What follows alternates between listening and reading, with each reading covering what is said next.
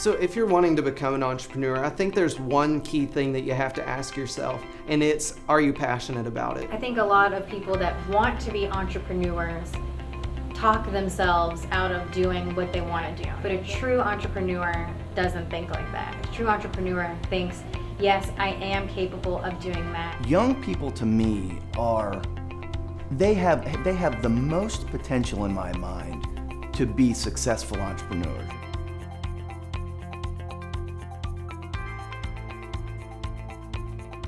Okay, my name is Nesha Sanghavi, and I'm the owner and president of University Girls Apparel, which is a women's collegiate clothing line.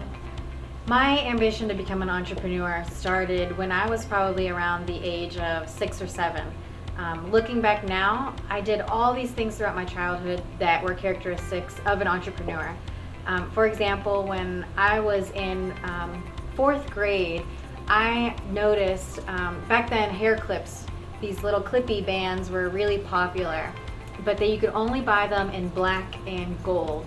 And I was so stylish back then, I wanted them to match my outfits. So what I started doing was painting them with nail polish to match whatever outfit I wanted. And I wore them to school. And I had all my little girlfriends comment to me, well, my gosh, where did you get that color? I love it. I've never seen a clip in that color. So I would go home and I would paint every single black one that I had with nail polish, stuff them in my pockets, and then the next day at recess on the playground, I would try to sell them to my friends for 25 cents, 30 cents, whatever I could get for it. And it wasn't even about the money, it was just, I thought, wow, I found a product that somebody might like. So what I did when I was 6, 7 years old is kind of what I mirrored 20 years later.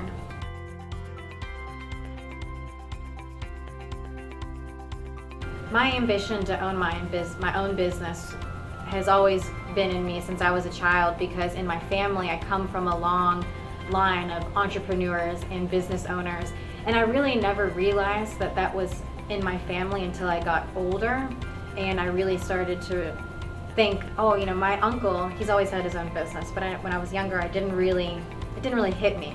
My father, he also owns his own business, but what I always took away from them owning their own businesses is that they were their own bosses, they were self-made. All of the hard work that they put into their own businesses, they were able to see the results and really know, the hard work that they put in directly impacted their businesses. So I always had it in me that if I worked really hard, I could accomplish whatever my dream was. University Girls, which is the name of my company, came pretty much just like this. I had been sitting on the couch with my dad and I told him that I had this clothing idea, and it's so easy to incorporate yourself in a business. I really just logged on to the state of West Virginia business site and just came up with Indonesia, which is my parent, that's what my limited liability company is called, Indonesia. And the first thing that came to my mind was University Girls, and I just typed it in, and I thought university because I'm doing collegiate clothing, and girls because it's for women, and that's really just where it came from.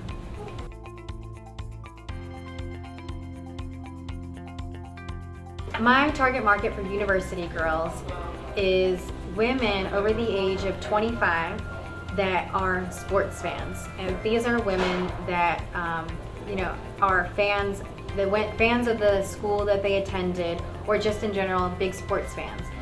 And these are women that are of average sizes. My brand is a Missy and plus size clothing brand, meaning it's for women of average sizes. It's not for teeny tiny women with perfect bodies. It's for the average woman. My product is distributed through various different channels. So my biggest distribution channel is to retail stores like the Book Exchange in Morgantown, which is a campus bookstore where you would go if you were on campus to go buy your books. And then I sell to sporting goods shops, I sell to department stores, I sell to specialty fan shops, stores that are just dedicated to one school and all kinds of merchandise for that school. I also sell on Amazon Marketplace. I'm a recruited brand on Amazon, and I sell through various e-commerce sites, including my own, which is ugapparel.com. The feedback for my products from my customers has been amazing. When I first started, my first clothing line that I came out with was too small. Everything was fitted small. So I heard from women of all sizes telling me, you should really look into doing the Missy and plus size demographic. And as soon as I switched my brand over to that, everything changed. And I've heard from women across the country that have sent me emails or commented even through Facebook and other social media that I'm so glad I found your brand. For so many years I was searching for a fashionable clothing line that I could fit into, and once I found your brand, I've just been so happy, and little things like that really make it all worth it.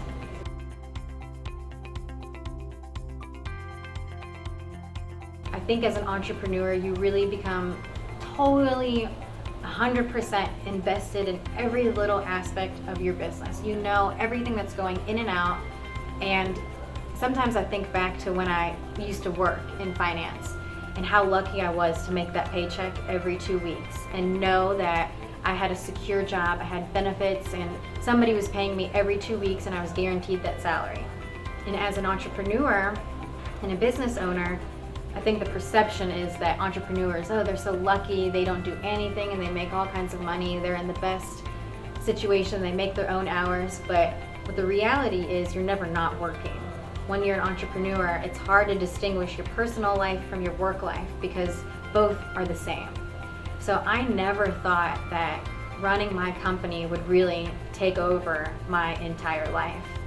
So I go through kind of ups and downs. Some days I wish I could go back to work and make that paycheck every 2 weeks for sure. But then I think how lucky I am to be doing something on my own and know that, if I work really, really hard, I can really reap the benefits.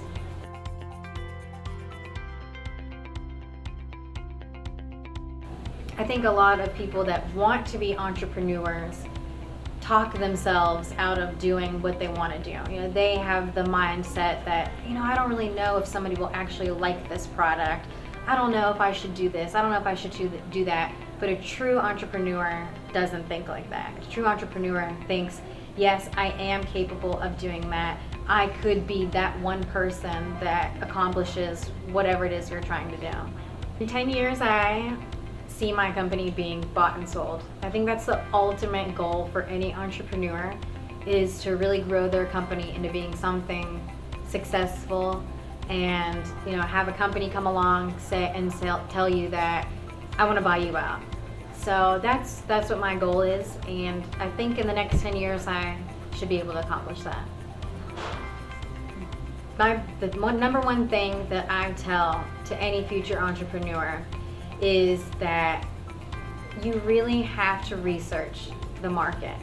A lot of entrepreneurs make the mistake that they have this really great idea. They think it's great.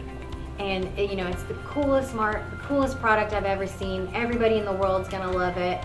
And they make the mistake of investing money and prototyping a product without even finding out if it is something the market will like. So I've run into a lot of entrepreneurs that have spent thousands of dollars prototyping a product, without even doing the market research to find out if they'll even have sales or will anybody even buy it.